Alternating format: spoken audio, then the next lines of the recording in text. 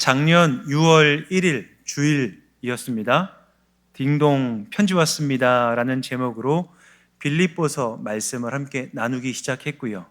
오늘은 27번째 빌립보서 말씀으로 성자들이여 은혜가 여러분의 심령에 가득하기를 이라는 제목으로 함께 하나님의 말씀을 나누고자 합니다. 오늘은 빌립보서 말씀을 마지막으로 함께 나누며 먼저 빌립보서 말씀 가운데 우리가 기억해야 될 내용들을 잠시 살펴보려고 합니다. 여러분, 빌립보서 말씀을 27번 나누고 있는데요, 빌립보서 말씀을 좀 많이 기억하고 계십니까?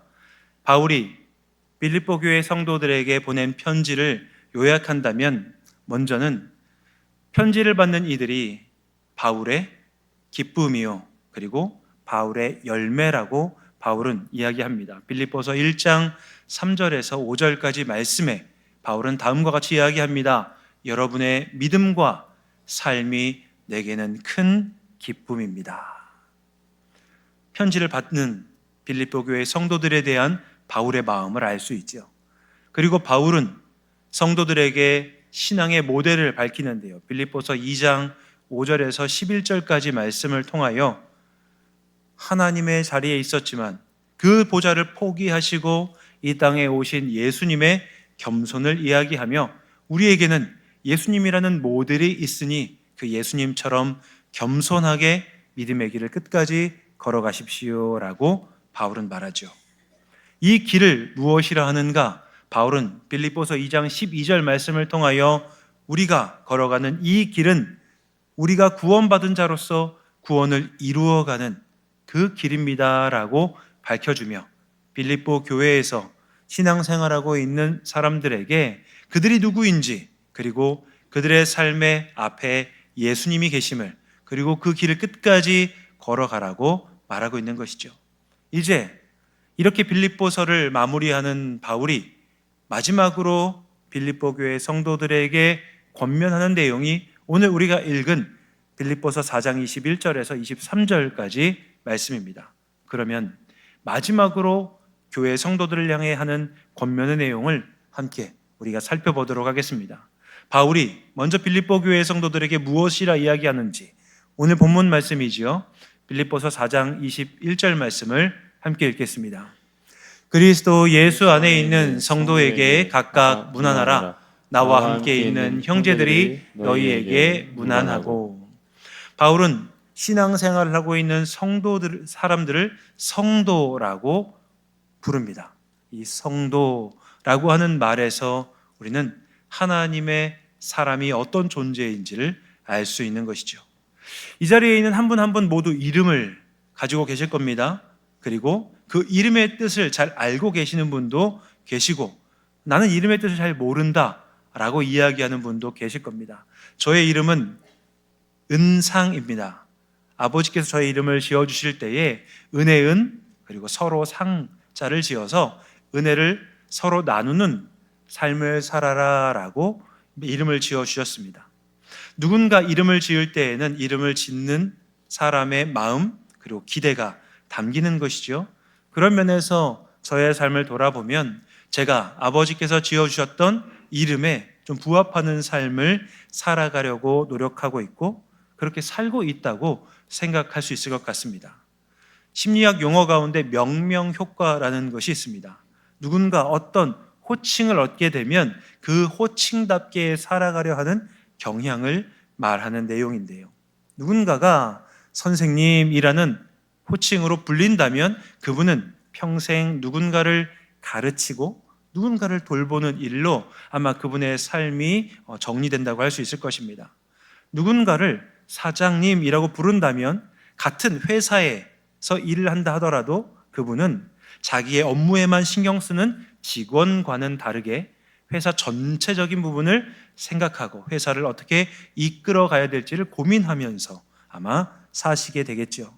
두 아이가 있다고 한번 생각해 보십시오. 이 두 아이 가운데 한 아이를 문제아라고 계속 부른다고 한번 생각해 보십시오. 그러면 나를 문제아라고 부르는 이름을 듣는 아이가 다른 사람들 앞에서 성실하거나 아니면 모범적인 행동을 한다고 우리가 기대하기는 어려울 것입니다. 왜냐하면 그 사람을 문제아라고 아이를 부르기 때문인 것이죠. 이런 면에서 바울은 빌립보 교회에서 하나님을 믿는 사람들을 성도라고 부릅니다. 성도라는 말의 의미는 무엇입니까? 거룩한 무리라는 의미를 가지고 있습니다. 성도라는 말은요, 하나님을 주님으로 고백하며 하나님을 내 삶의 주인으로 고백하는 사람, 다시 말하면 거룩한 무리에 속한 사람이라는 의미입니다. 이때 말하는 거룩하다라는 말의 뜻은 구별되었다라는 의미이기도 합니다. 구별된다는 것은 어떤 사람들과는 좀 다르게 산다라는 의미이지 않겠습니까? 그럼 어떤 사람과 다르게 살까요? 이 세상에서 이 세상의 질서를 따르는 사람들과는 구별되게 살아가는 사람을 성도, 거룩한 무리라고 이야기하는 것이죠.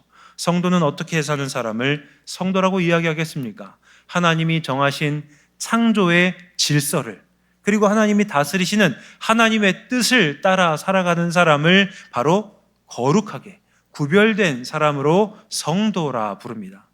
성도가 살아가는 세상의 사람들은 성도와는 다르게 살지요. 세상 사람들은요, 하나님의 창조 질서를 따르려고 하지 아니합니다. 그들이 따르고 싶어 하는 것은 자기 마음의 생각, 마음의 감정이라고 할 것입니다. 그리고 세상을 다스리고 세상을 주관하는 제국이라고 하는 질서를 따라 살아가게 됩니다. 이 세상을 살아가는 사람들이 추구하는 것은 무엇입니까? 많은 사람들 가운데 자신이 사람들의 정점에 서는 질서입니다. 사람들이 다른 사람들을 부러워할 만한 환경과 능력과 그리고 다른 사람들이 부러워할 만한 지위를 갖는 것, 다시 말하면 제국의 질서를 따르는 것이 세상의 사람들인데, 이 세상에 살면서 하나님의 주님으로 고백하는 사람은요, 바로 세상의 흐름과는 다른 거룩한 구별된 삶을 살아간다라는 의미에서 바울은 지금 하나님의 사람들을 성도라고 부릅니다. 그러면 이렇게 살아가는 사람들에게 바울이 요구하는 것은 무엇일까요? 세상과 구별된 삶을 살아가는 성도들에게 바울이 요구하는 것이 빌립보서 4장 21절에 나오는데요, 제가 읽어드리도록 하겠습니다. 그리스도 예수 안에 있는 성도에게 각각 문안하라. 성도들에게 바울이 요구하는 것은 서로 문안하는 것을 요구합니다. 성도가 요구하는 문안이란 서로 힘껏 안아주는 것, 그리고 누군가를 환영하는 것, 누군가를 맞이해주는 일이 문안이라고 할 것입니다. 그리스도의 몸된 공동체, 교회 안에서 성도들 가운데 일어나는 일로 바울은 문안을 이야기하는 것이죠. 서로 안아주고 서로 환영하며 서로를 맞이해주는 이 문안을 바울은 요구합니다. 왜일까요? 이 땅에서 성도로 살아가는 일이 어렵기 때문입니다.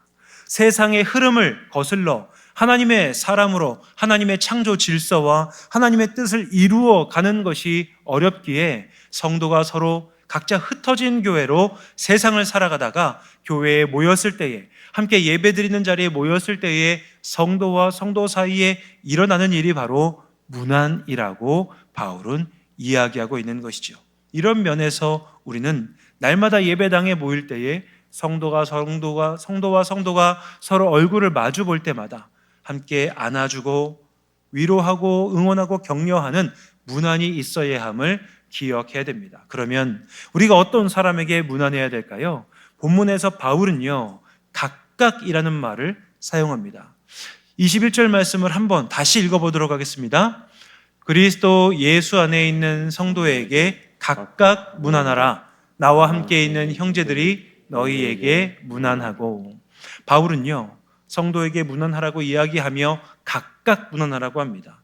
여기서 말하는 각각이라는 말의 의미는 한 사람도 빠짐없이라는 의미입니다. 소외되는 사람 없이, 어떤 사람이든 소외되는 사람 없이 모든 사람에게 성도와 성도의 문안이 있어야 된다고 말하는 것이죠. 교회 안에는요, 누군가에게 말하기가 어렵지 않은 분들이 있습니다. 나는 누군가에게 인사하는 것, 먼저 말 거는 것이 어렵지 않아 라고 말하는 분이 있다는 것이죠. 반면 교회 안에서 예배드리는 분들 가운데에는 누군가에게 먼저 말을 건네기가 어려운 분이 있습니다.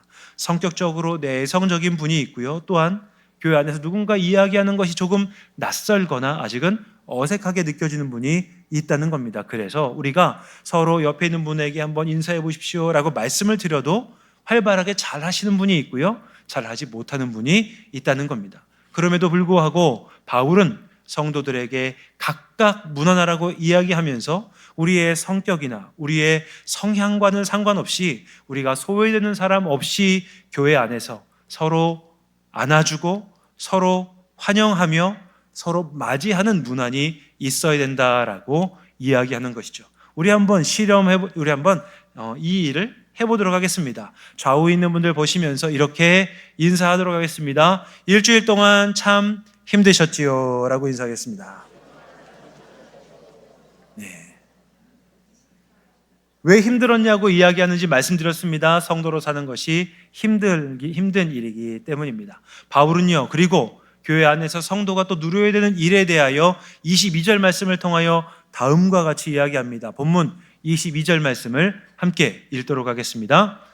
모든 성도들이 너희에게 문안하되 특히 가이사의 집 사람들 중 몇이니라. 바울은요, 자신하고 함께 있는 사람들을 이야기합니다. 그는 자신과 함께 있는 사람들을 형제라고 부르는데요, 그가 형제라고 부르는 것이 우리에겐 의아하지요. 피 한 방울 섞이지 않았는데 바울은 함께 감옥에서 그를 돕고 있는 사람들을 형제, 그리고 자신들을 돕는 자들을 자매라고 부릅니다. 그런데 그 형제 가운데 어떤 사람들이 있었는가? 22절에는요, 특히 가이사의 집 사람들 중 몇몇이 빌립보 교회 성도들에게 문안한다고 이야기합니다. 여기서 말하는 가이사의 집에 속한 몇몇 사람들은요, 로마 황제의 황실에 속한 사람들을 의미합니다. 이들이요, 원래 로마 황제를 섬기는 황제의 황실에 속해 있었던 사람들인데 이들이 왜 바울이 있는 로마 감옥에 갇혔는지 우리는 그 이유는 알 수 없습니다. 그런데 중요한 것은 감옥에 갇힌 로마 황제에 속한 사람들이 바울과 함께 있으며 그의 말을 들었다는 겁니다. 그리고 바울이 사람들을 대하는 모습, 바울이 감옥에서 살아가는 삶의 모습을 보았다는 것이지요. 그리고 이들이 바울이 전하는 하나님을 그들의 주님으로 고백하였다는 것이 지금 바울의 편지 안에 담겨 있는 내용입니다. 로마 황제의 황실에 속한 사람들은요, 황제를 숭배하기를 강요받습니다. 황제가 이 세상의 신이라는 사실을 고백하는 사람만 로마 황제의 황실에서 섬기고 일을 할 수 있는 사람들인데, 로마 황제를 신으로 고백하던 사람들이 감옥에서 만난 바울의 이야기를 듣고 그 바울이 전하는 하나님을 내 삶의 주님으로 고백했다라고 하는 일이 바로 22절에 담긴 내용인 것입니다. 바울이 빌립보 교회 성도들에게 서로 문안하라고 이야기하며 여러분에게 문안하는 사람들 가운데 로마 황제를 신으로 숭배하던 사람들, 그들이 하나님을 주님으로 고백하며 예수님을 나를 구원하신 그리스도로 고백하고 있다는 사실을 지금 밝혀주고 있습니다.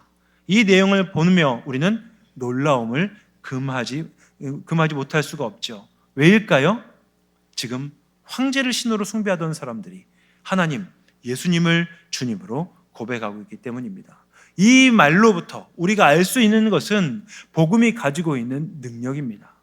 복음이 가지고 있는 능력이 황제를 신으로 숭배하던 사람들에게 하나님을 주님으로 고백할 수 있도록 역사하였기에 지금 바울 옆에서 사람들이 빌립보 교회 성도들을 향해 함께 문안하고 있다는 사실을 확인할 수 있는 것이죠. 여러분, 우리가 예배드리고 있는 이 자리에서도 동일한 은혜와 역사가 나타납니다. 이 자리에 있는 분 가운데 같은 성격, 같은 성향, 같은 문화와 환경 가운데 살고 있는 사람들은 거의 없을 것입니다. 하나님의 복음이 이 땅 가운데 역사하기 시작할 때에 모두 생각하는 것도 다르고 성향도 다르고 우리가 살아온 배경과 집안 환경 모든 것이 다 다름에도 불구하고 우리는 한 하나님을 예배하기 위해 예배당에 모여 있습니다. 우리가 모여 예배드리는 하나님이 우리의 삶의 주님으로 고백하게 됨을 우리는 눈으로 확인하는 것이죠. 그런 면에서 이 자리는 살아계신 하나님의 역사, 살아계신 하나님의 능력을 체험하고 확인하는 자리라고 할 수 있을 것입니다. 우리가 좌우를 둘러 바라볼 때에 보이는 한 분 한 분의 모든 모습이 하나님의 복음의 능력을 이 땅 가운데 증거하는 증인이라는 사실을 우리는 기억하고 확인해야 됩니다. 좌우 앞뒤에 있는 분들 보시면서 이렇게 우리 한번 하나님의 능력을 고백해 보겠습니다. 여기서 보는 당신이 기적의 증인입니다 라고 이야기해 보겠습니다.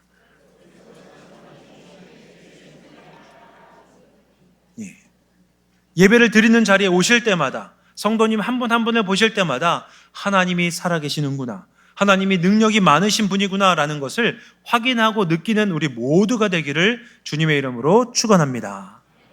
또 바울은요 23절 말씀을 통하여서 다음과 같이 마지막 권면과 기도, 소망을 이야기합니다.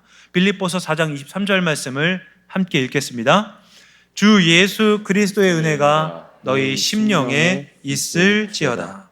바울은요 성도로 살아가는 사람들, 하나님을 믿는 사람들에게 반드시 필요한 것이 무엇인지를 잘 압니다. 그래서 이렇게 하나님의 사람으로 살아가는 사람들에게 필요한 것을 담대하게 선포합니다. 주 예수 그리스도의 은혜가 너희의 심령에 있을지어다 라고 기록하고 있는 것이죠. 바울이 이 본문 말씀을 마지막에 기록한 것은 지금 이 편지를 받는 사람들이 그들이 사는 삶의 현장에서 성도로 살아가고 있기 때문입니다. 세상과는 구별된 사람, 세상과는 다른 방향을 향해 나아가는 사람들에게 필요한 것은 주 예수 그리스도의 은혜입니다. 이 은혜가 무엇이겠습니까? 하나님께서 하나님을 주님으로 고백하는 사람들에게 값없이 주시는 선물입니다. 하나님의 사랑, 하나님의 긍휼, 하나님의 자비, 이 땅을 살아가도록 주시는 하나님의 힘, 하나님의 능력이 하나님이 우리에게 값없이 주시는 선물, 은혜입니다. 이 하나님의 사랑과 긍휼과 자비와 힘과 능력이 우리에게 부어질 때에만 우리가 하나님의 사람으로 세상 가운데서 거룩하게 살 수 있다는 것이죠. 바울은 이 사실을 알고 고백했기에 빌립보 교회 성도들에게 주 예수 그리스도의 은혜가 여러분의 심령, 여러분의 가장 마음 깊숙한 곳에 부어지고 있을지어다라고 간구합니다. 바울이 고백하는 것은 그들이 그의 마음 가장 깊은 곳에 하나님의 은혜를 느끼고 하나님의 은혜를 채우기를 소망했습니다. 그래서 바울은요 빌립보 교회 성도들의 마음, 그들의 심령 가장 깊은 곳에 하나님의 은혜가 있어야 된다라고 소망하고 있는 것이죠. 이 은혜는 오늘을 살아가는 우리 모두에게도 동일하게 필요합니다. 하나님의 사랑이, 하나님의 긍휼과 자비와 힘과 능력이 이 땅을 살면서 때로는 세상의 거대함 가운데 무릎 꿇을 수밖에 없는 우리에게, 세상을 살면서 구별되이 살아간다라고 노력하지만 때로는 실패하고 넘어질 수밖에 없는 우리에게도 필요하기에 바울의 이 고백은 오늘을 살아가는 우리 모두에게도 동일하게 필요한 것이지요. 그런 마음을 담아서 함께 빌립보서 4장 23절 말씀을 다시 한번 읽어봅니다. 주 예수 그리스도의 은혜가 너희 심령에 있을지어다. 이 말씀이 이 자리에 있는 우리 모두에게도 동일하게 부어지기를 주님의 이름으로 간절히 축원합니다. 이제 빌립보서 말씀을 다 마무리하였습니다. 이 말씀을 마무리하면서 어떻게 하면 빌립보서 전체를 품은 사람으로 이 땅을 여러분이 살아가실 수 있게 할까 많이 고민할 수밖에 없었습니다. 마지막 말씀을 준비하면서 어떻게 여러분과 이 말씀을 잘 마무리해야 될지 고민할 수밖에 없었겠지요. 그래서 여러분과 함께 나누는 설교의 제목을 다음과 같이 지었습니다. 성자들이여, 은혜가 여러분의 심령에 충만하길, 가득하길이라고 짓게 되었습니다. 여기서 말하는 성자라는 사람에 대해, 성자에 대해서 함께 좀씩 살펴보고자 합니다. 바울이 빌립보서 4장 23절 말씀을 쓰면서 바울은 빌립보 교회에서 살아가는 사람들을 생각했을 것입니다. 그들은 빌립보라는 환경에서 하나님을 믿는 하나님의 사람으로 살아가고 있습니다. 거룩한 성도로 사는 것이죠. 빌립보라는 성을 가득 채우고 있는 로마 제국의 질서를 그들은 거스르며 살아갑니다. 그 결과 그들의 인생, 그들의 일상은 고난, 핍박으로 가득하게 되는 것이죠. 그들이 하나님을 믿음으로 인하여서 그들이 하나님을 주님으로 고백하며 살기에 그들은 많은 제재를 받습니다. 그리고 사람들로 인해 핍박과 어려움, 고난과 환난 가운데 살아가고 있는 것이죠. 바울은 이런 성도들의 삶을 잘 알고 있습니다. 그래서 바울은요, 그들에게 이렇게 이야기했던 것입니다. 주 예수 그리스도의 은혜가 너희의 심령에 있을지어다. 이렇게 기도하고 있는 바울의 마음에 지금 빌립보 교회의 성도들이 끝까지 그들의 믿음을 잘 지키고 유지하기를 바라는 마음이 왜 없겠습니까? 성도의 길, 성도가 이 땅을 살아가는 길의 마지막에 두 가지 갈림길이 있습니다. 그것은 성도가 거룩한 하나님의 사람으로 이 땅을 살다가 하나님의 사람으로 죽음을 맞이하는 것이죠. 그렇게 믿음을 가지고 끝까지 유지하며 사는 성도를 성경은 성자라고 이야기합니다. 반면에 믿음을 가지고 이 땅을 살지만 여러 이유로 그 믿음의 길에서 탈락하는 사람들이 있습니다. 그러한 사람들을 성경은 탕자라고 말하는 것이죠. 성경이 말하는 성자, 거룩한 하나님의 사람으로 이 땅을 살다가 죽음을 맞이하는 성자들의 특징이 있습니다. 바로 순교인데요. 당시에는 하나님을 믿는 믿음이 목숨을 내놓을 각오를 하고 믿는 것이기에 성경에 나오는 대부분의 성자들은 순교했던 사람입니다. 이런 순교했던 사람들 가운데 대표적인 사람이 바로 스데반이죠. 스데반에 대한 관련된 내용은 사도행전 7장에 자세히 나와 있는데요. 나중에 가정으로 돌아가시면 사도행전 7장 말씀을 다 같이 읽어보시면 좋겠습니다. 성경은 이 스데반이라는 사람이 성령 충만한 사람이었다라고 말합니다. 그는 성령 충만한 사람이었기 때문에 거룩하게 이 땅을 살아갑니다. 그런데요, 그가 이 땅을 거룩하게 살아갈 때에 그로 말미암아 많은 기사와 표적 그리고 기적이 나타나게 되는데요. 이 스데반으로 말미암아 많은 사람들이 병에서 고침받는 일이, 그리고 그들을 사로잡고 있던 귀신을 쫓아내는 일들이 나타나게 되었습니다. 스데반은 이렇게 자신에게 주어진 일들을 하며 성령의 사람으로 살아갔는데 이런 스데반을 미워하는 사람들이 있었습니다. 이런 스데반을 시기하고 질투하고 미워하던 사람들은 스데반에게 누명을 씌웁니다. 그리고 스데반이 점점 내몰려 죽음에 이르는 자리까지 그를 몰게 되지요. 이때에 죽음을 맞이하는 스데반의 모습이 사도행전 7장 54절에서 60절 말씀 가운데 기록이 되어 있습니다. 이 내용을 좀 함축적으로 정리한 내용이 여러분에게 이제 나오는데요. 함께 이 말씀을 읽어보도록 하겠습니다. 함께 읽습니다. 스데반이 성령 충만하여 하늘을 우러러 주목하여 하나님의 영광과 및 예수께서 하나님 우편에 서신 것을 보고 말하되 보라, 하늘이 열리고 인자가 하나님 우편에 서신 것을 보노라 한데 돌로 스데반을 치니 스데반이 부르짖어 이르되 주 예수여 내 영혼을 받으시옵소서 하고 무릎을 꿇고 크게 불러 이르되 주여 이 죄를 그들에게 돌리지 마옵소서. 이 말을 하고 자니라. 스데반이요, 사람들에게 돌을 맞은 이유는 그가 성도였기 때문입니다. 그가 세상 사람들과는 구별된 삶을 살았기 때문입니다. 사람들은 자신들에게 특별한 능력이 있으면 그 능력을 가지고 돈을, 지위를, 그리고 조금 더 유명해지고 싶어 하는 마음을 누구나 가지게 되겠지요. 그러나 스데반은 그렇게 살지 아니하였습니다. 그의 앞에 병든 사람이 있으면 병든 사람을 거저 받은 은혜대로 그는 고쳐주었습니다. 귀신 들린 사람을 자유롭게 해주면서도 스데반은 아무런 대가도 바라지 아니하며 이 땅을 살았는데 그런 스데반을 사람들은 시기하고 질투하고 미워하였습니다. 결국 스데반을 억울하게 누명 쓰게 한 다음에 스데반을 돌로 쳐 죽이는 자리까지 사람들이 갔을 때 스데반은 자신에게 누명을 씌운 사람들을 원망하지 아니합니다. 자신에게 돌을 던져 죽게 하는 사람들을 원망하지 아니합니다.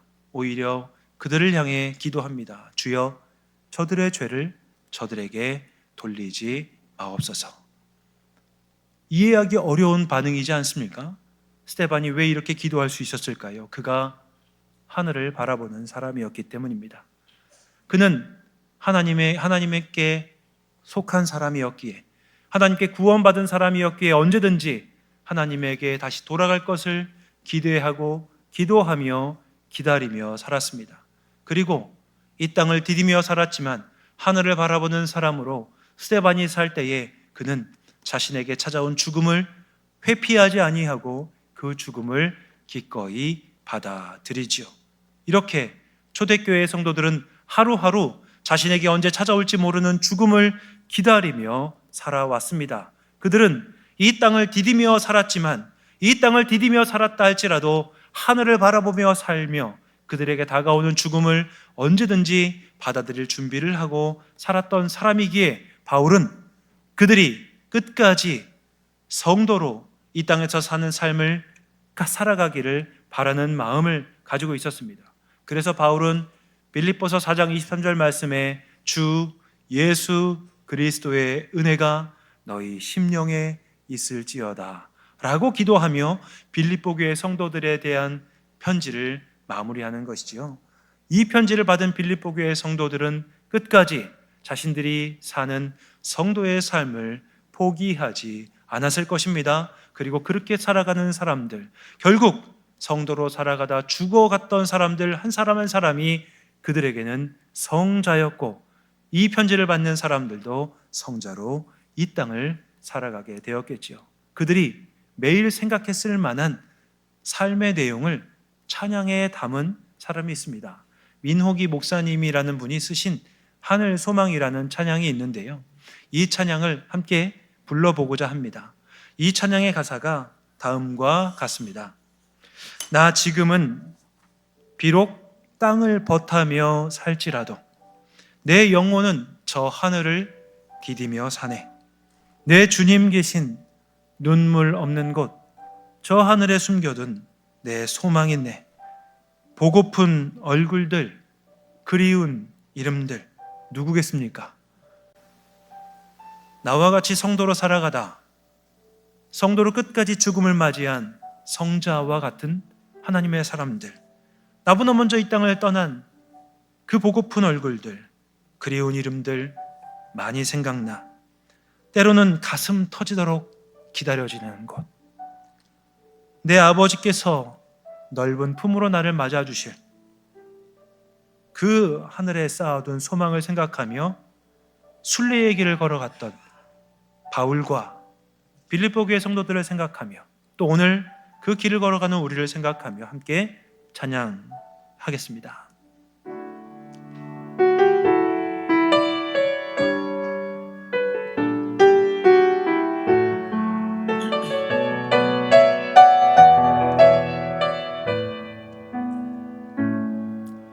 나 지금은 비록 땅을 버타며 살지라도 내 영혼 저 하늘을 디디며 사네. 내 주님 계신 눈물 없는 곳, 저 하늘에 숨겨둔 내 소망이네. 보고픈 얼굴들, 그리운 이름들 많이 생각나 때론 가슴 터지도록 기다려지는 곳, 내 아버지 넓은 품 날 맞으시는 저 하늘에 쌓아둔 내 소망이 있네. 주님 그 나라에 이를 때까지 순례의 걸음 멈추지 않으며 어떤 시련이 와도 나 두렵지 않네. 주와 함께 걷는 이 길에 주님 그 나라에 주님 그 나라에 이를 때까지 순례의 걸음 멈추지 않으며 어떤 시련이 와도 나 두렵지 않네. 주와 함께 걷는 이 길에. 사랑하는 의동교회 성도 여러분, 우리는 이 땅에서 하나님을 보이는 거룩한 성도입니다. 이 땅에서 세상의 질서, 세상의 흐름을 거슬러 가는 일이 어렵죠. 하나님의 주님 되심을 이 땅에 보이며 사는 일이 어찌 쉽겠습니까? 그래서 우리는 흩어진 교회로 각자의 가정, 일터에서 살아갈 때 지쳐갑니다. 그리고 주님의 날 하나님 앞에 나올 때에 성도와 성도가 만날 때마다 서로 안아주고 서로 환영하며 서로를 맞이하는, 서로를 돌아보는 그런 공동체의 삶을 살아갑니다. 우리가 모일 때마다 그래, 하나님은 살아계시지, 하나님이 나를 구원하셨고 이 자리에 있는 우리 모두를 하나님의 사람으로 모아주셔 함께 하나님을 찬양하고 예배하게 하시는 살아계신 하나님임을 우리가 예배의 자리에서 확인하지요. 그리고 우리가 이 땅을 살아갈 때 나의 힘과 능력으로는 불가능하지 않으니 이 땅을 살아갈 우리에게 하나님께서 주 예수 그리스도의 은혜를, 하나님의 사랑, 하나님의 능력, 하나님의 긍휼과 자비를 날마다 우리에게 베풀어 주심으로 우리가 하나님의 은혜에 힘입어 매일매일 하나님의 사람으로 한 걸음 한 걸음 이 땅을 걸어가라라고 주님은 말씀하십니다.